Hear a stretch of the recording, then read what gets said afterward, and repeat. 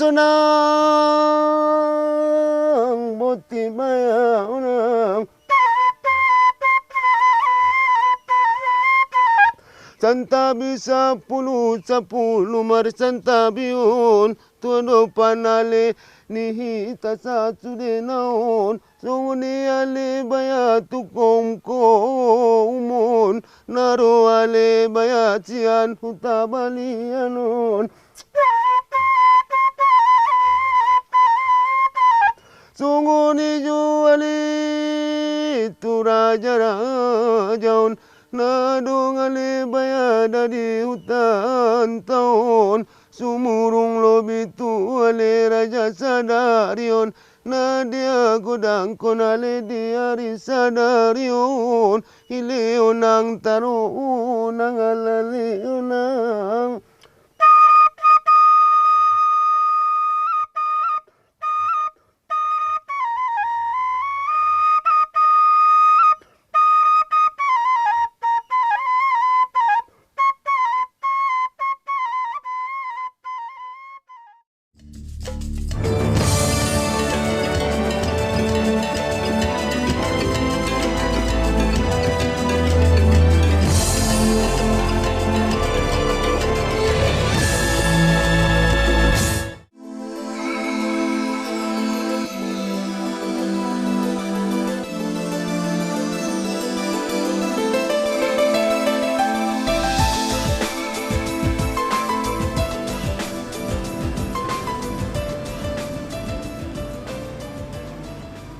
di tengah sungai sana, pohon itu.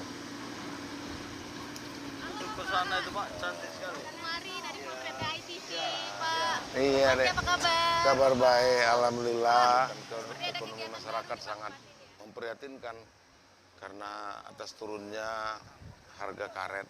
Pak, ini kan berbicara mengenai potensi pariwisata di Kabupaten Mandailing Natal. Iya. Termasuk juga Pantai Siri-Siri. Nah, mungkin yang lain yang bisa ditonjolkan di kita bagi wisatawan yang ingin datang ke Madinah itu apa saja sih objek wisata yang ada di sini? Ya terima kasih deh. Sebenarnya Mandailing Natal ini sangat kaya dengan potensi wisata, terutama wisata mengenai adat budaya. Nah, seperti kita pahami, Mandailing Natal itu dikenal ada dari dua hal. Pertama karena agama, yaitu orang Mandailing Natal itu sangat kuat beragama. Kedua karena adat budaya, yaitu seperti yang disampaikan oleh Prapanca dalam bukunya, bahwa bukan dengan sebutan masyarakat Mandailing Natal, tapi bangsa Mandailing Natal. Nah, adat budaya ini secara menyeluruh bersebar di beberapa kecamatan. Nanti di kota itu ada, mungkin si Ade udah pernah lihat. Nah, berjalan arah ke Padang ataupun ke Bukit Tinggi, itu sepanjang jalan ada masing-masing rumah-rumah adat, baik peninggalan masa lalu maupun yang sudah direnovasi. Nah, satu yang menarik dari Madinah adalah keberadaan desa Sibanggor nih Pak. Sibanggor. Iya, nah kalau kita masuk ke sana banyak rumah-rumah yang masih tradisional. Nah, Ya. nah itu apa sih upaya dari Pemkab untuk mengembangkan Sibanggor ini sebagai salah satu objek wisata di Madinah? Alhamdulillah tahun anggaran 2016 ini semua rumah adat yang kita miliki di Mandailing Natal yang merupakan kebanggaan kita, yang merupakan warisan leluhur kita, itu saya renovasi, saya persiapkan untuk tempat-tempat melestarikan adat budaya. Nah, program yang dirancang sudah sangat baik Pak ya. Nah, bagaimana mempersiapkan masyarakatnya sendiri menerima perubahan? Karena kan dipersiapkan sebagai objek wisata tentu akan ada budaya-budaya baru yang masuk. Nah, itu akan mempengaruhi pada sosial budaya masyarakat Mandailing. Nah, itu bagaimana mempersiapkan masyarakatnya? Kami tetap pada kodrat dari Allah Subhanahu wa taala, takdir dari Allah Subhanahu wa taala.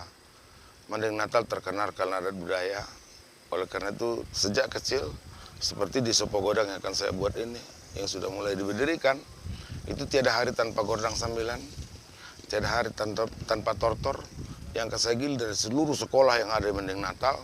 Dan juga nanti malam harinya belajar mangupa namanya, belajar markobar, yaitu bicara secara adat.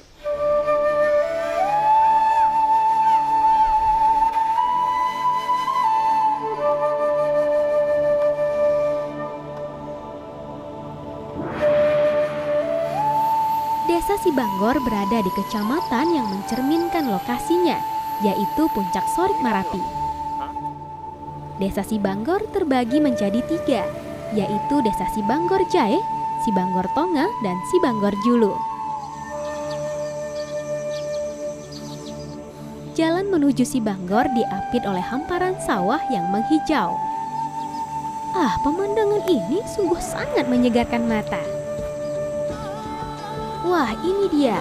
Puncak atap rumah-rumah tradisional yang berwarna hitam sudah mulai terlihat. Ini artinya kita telah tiba di Desa Sibanggor. Sekarang tim potret sudah berada di Kecamatan Sorik Merapi, tepatnya di Desa Sibanggor Julu, desa yang paling dekat dengan puncak Gunung Sorik Merapi yang merupakan bagian dari Taman Nasional Batanggadis. Keberadaan Gunung Api Sorik Merapi dengan tingkat belerangnya yang sangat tinggi memberikan desa ini satu kearifan lokal yang sangat unik, yang tentunya sangat menarik untuk dijadikan potensi objek wisata di Kabupaten Mandailing Natal. Nah, dalam episode kali ini kita akan mengulik bagaimana kehidupan masyarakat berlangsung di tengah tingginya tingkat belerang dan juga sistem adat yang mengatur tatanan kehidupan masyarakatnya. Ikuti perjalanan tim potret.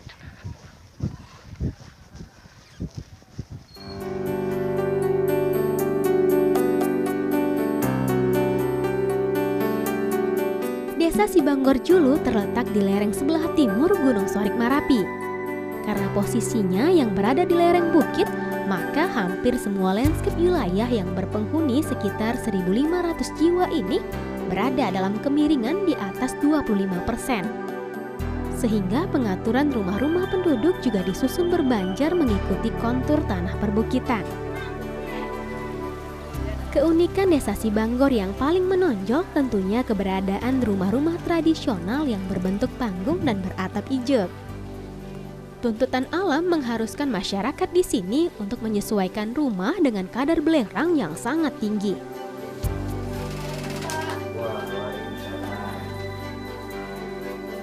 Kumari dari potret ITV. Sini lagi rehat lah istilahnya ini. Nah, kalau untuk Desa Sibanggor ini kira-kira berdirinya kapan ini, Pak?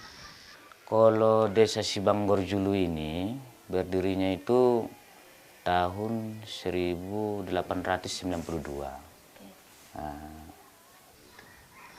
Nah, konon katanya sempat berpindah ya, Pak ya, dari lokasi sebelumnya. Di mana itu, Pak? Iya. Dulu itu Sibanggor Julu itu namanya itu di air panas-nya di bawah kan. Di bawah. Dulu itu longsor kan. Setelah longsor dia itu pindahlah orang-orang kita yang di sana yang tinggal ada beberapa orang lagi pindahlah ke sini. Nah, dibuatlah namanya ini dulu Singajambu. Singajambu. Iya, Singajambu dulu nama desa ini. Kemudian ditukar lagi menjadi Sibanggor Julu. Nah, ini kan rumah-rumah di desa ini sangat unik ya, Pak ya. Atapnya dari apa ya? Ijuk kan ya, Pak ya? Memang dari dulu sudah seperti itu ya? Iya, dari dulu ijuk semua di sini. Ijuk semua. Soalnya yang lain nggak tahan, umpamanya seng nggak tahan dia kan. Kira-kira bisa tahan sampai berapa lama sih, Pak, kalau rumah menggunakan atap ijuk? Atap ijuk ini sampai tahan 1 abad itu, 100 tahun. Iya. Oke, nah kalau sekarang kita lihat sudah banyak juga beberapa rumah yang berganti ke seng biasa gitu. Kenapa ya, Pak? Itu faktor ekonomi. Soalnya kalau kita mau bangun rumah dengan ukuran 6x9 kan, jadi dia membutuhkan ijuknya itu 2,5 ton.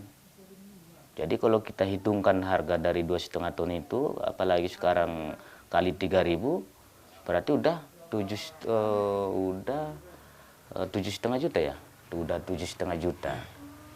Jadi sementara kalau dari atap seng yang sekarang ini itu membutuhkan cuma 4,5 kodi namanya kan. Jadi paling kalau kita hitungkan sama harga sekarang 3.600.000, setengah dari harga itu. Hasil penelitian tentang berapa tingkat kadar belerang yang bercampur dengan udara di Desa Sibanggor sepertinya belum pernah dipublikasikan.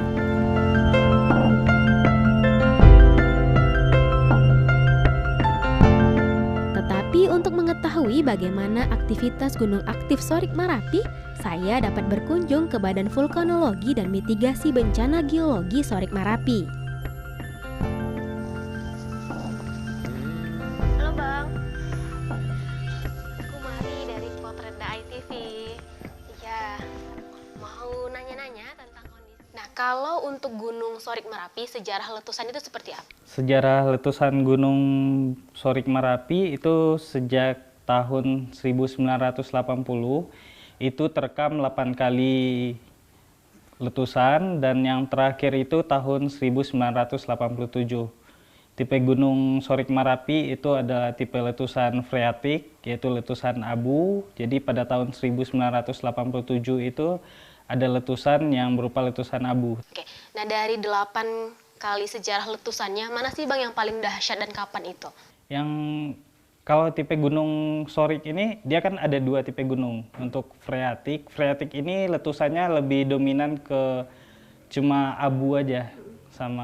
Karena kalau di Sorik, itu dia freatik, jadi letusannya tidak terlalu besar. Beda dengan Sinabung yang magmatik. Oke.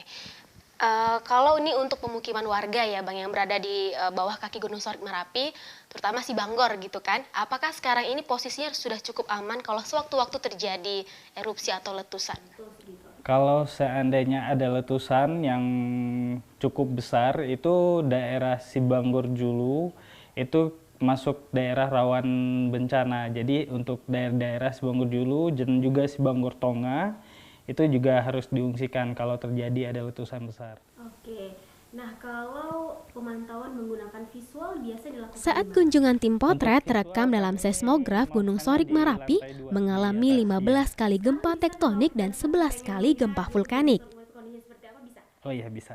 Boleh ya saya ikut ya? Oke. Sekarang yuk kita lihat Gunung Sorik Marapi melalui pengamatan visual. Warna dia dilihat dari warna asap ya Bang ya. Kalau sekarang gimana kalau untuk pantauan mengenai warna asapnya? Kalau dilihat dari visual, sekarang kita nggak bisa lihat dari visual karena gunungnya ketutup oleh kabut.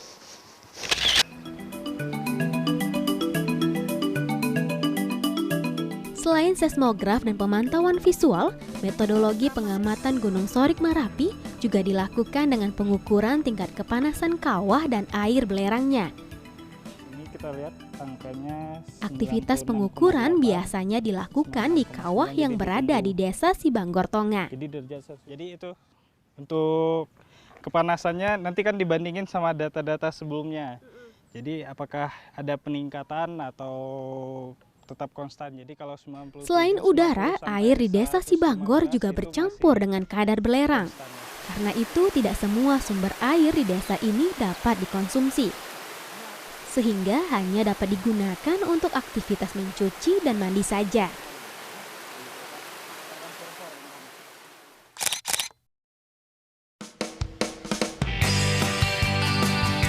Masyarakat Sibanggor sangat menjunjung adat dan nilai-nilai agama. Tatanan kehidupan dijalankan sesuai dengan ajaran Islam. Namun bagaimanakah adat lokal dan nilai spiritual menyatu dan diterapkan? Sehat Ibu? Sehat Ibunya? Sehat ya. Kalau kita berbicara mengenai adat nih Pak, kalau hukum adat yang berlaku di desa Sibanggor itu seperti apa? Sebelum tahun 90 lah, 1990 itu. Adat itu dipengaruhi oleh adat Hindu.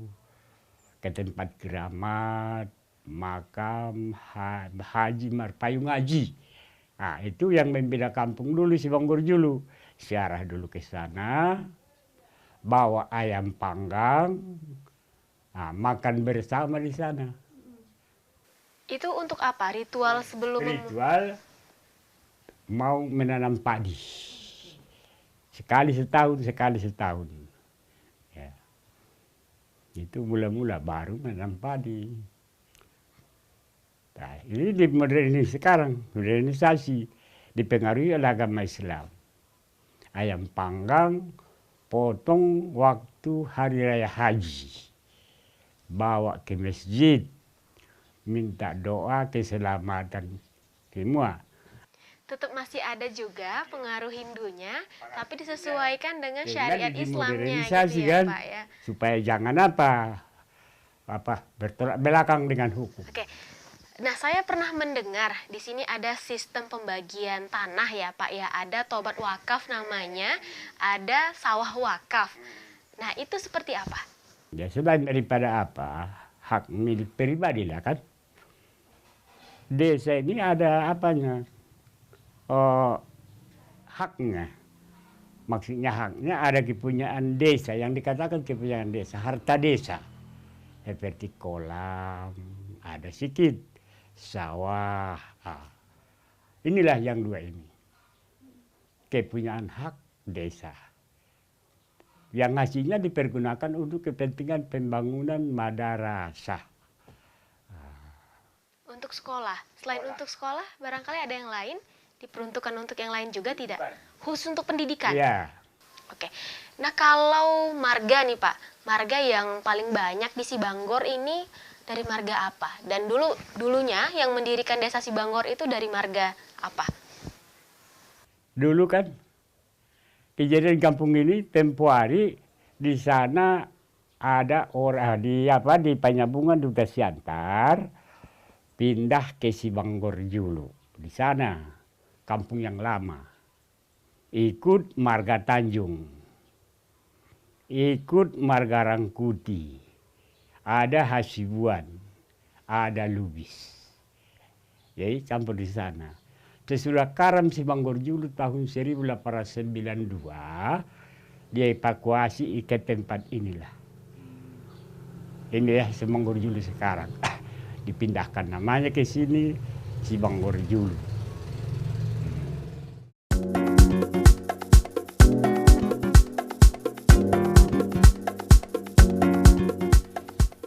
Sesuai penuturan tokoh adat sebelumnya, dahulu setiap aktivitas masyarakat akan diawali dengan ritual khusus.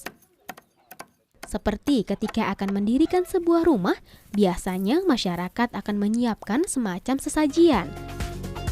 Namun kini cukup hanya diawali dengan doa sesuai dengan ajaran Islam. Nah, hari ini saya berkunjung ke rumah seorang warga yang sedang menaruh bagas atau memperbaiki atap rumahnya. Halo Bang. Halo. Saya Kumari dari Potret ITV. Rumah Abang ini sudah berapa usianya Bang? Kalau rumah ini usianya udah ada 30 tahunan.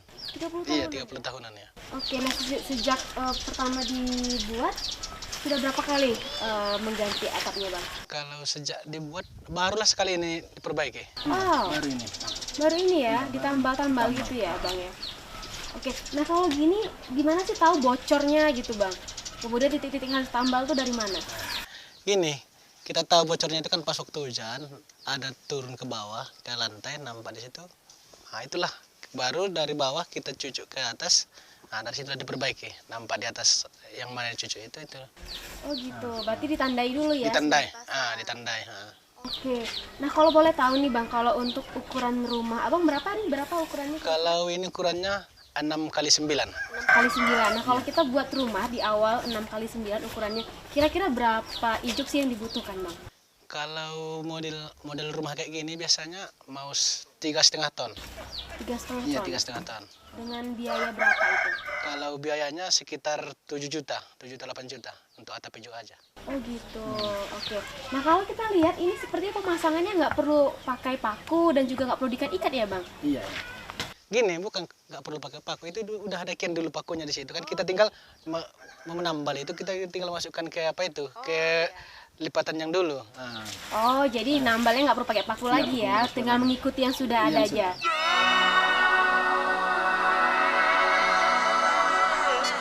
Bentuk rancangan rumah di Desa Sibanggor memiliki fungsi ganda.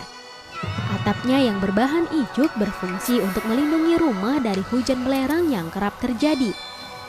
Dan bentuk panggung yang disanggah oleh bongkahan batu berfungsi sebagai penahan gempa. Beginilah cara masyarakat Sibanggor menghargai semesta. Hidup dengan mengikuti kehendak alam.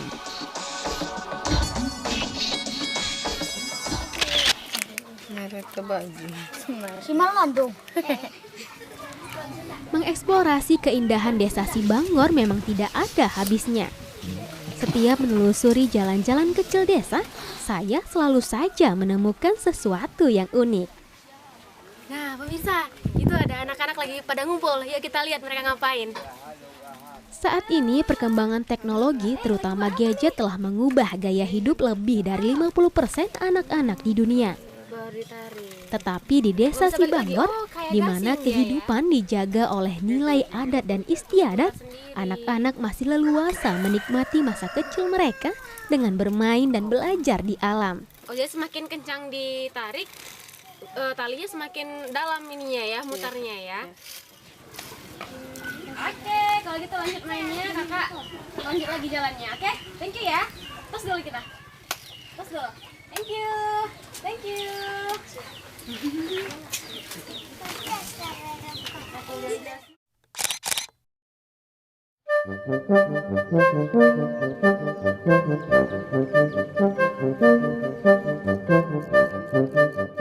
Masyarakat Mandailing memiliki budaya unik, menikmati kopi dengan wadah takar. Takar berarti tempurung. Nah, di desa Sibanggor kami menemukan seorang pembuat kerajinan dari bahan limbah tempurung kelapa. Halo Bapak. Halo. Halo, Kumari dari Potret.id. Iya. Iya, lagi buat apa ini Bapak? Ini buat apa ini? Buat untuk masak nasi. Oh, namanya apa nih? Contung. Kalau di sini dibilang apa ini? Kalau di sini dibilang sonduk namanya. Sonduk. Iya. Ini untuk nasi. Untuk Nasi apa sayur? nasi, sayur. Nah, jadi sebenarnya pemirsa, orang Mandailing itu sudah mengenal konsep daur ulang sejak dahulu kala. Nah, contohnya seperti ini, peralatan dapur atau rumah tangga yang terbuat dari tempurung kelapa yang banyak menjadi limbah di daerah ini. Dan tentunya kerajinan seperti limbah tempurung dan mungkin dari yang lainnya juga akan sangat menarik jika dikembangkan menjadi daya tarik wisatawan yang datang ke daerah ini. Itu ya Pak ya? Iya.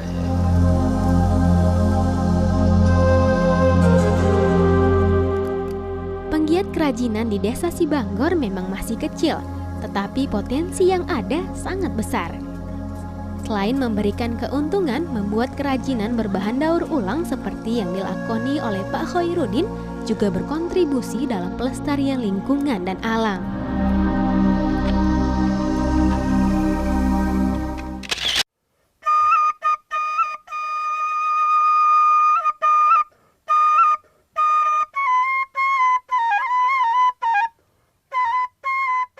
Tingginya kadar belerang yang terkandung dalam udara dan sejumlah sumber air, serta besarnya kemungkinan akan meletusnya erupsi yang dapat terjadi kapan saja, mungkin dapat dilihat sebagai sebuah nestapa. Tetapi kearifan dalam melihat dan memperlakukan alam dari sisi yang berbeda bisa menjadikannya sebuah anugerah. Inilah pelajaran yang dapat kami ambil dari desa Sibanggor dan masyarakatnya. Masih banyak cerita menarik lainnya dari Sibanggor, si primadonanya Madina. Sampai jumpa lagi dalam edisi potret selanjutnya. Selalu ingat, buka mata, hati, dan telinga, karena ada banyak nilai berharga yang dapat menjadi potret bagi masa depan kita. Sampai jumpa. Baya di suanda manginang alida pegiun na ditoru ale baya na ditandiangon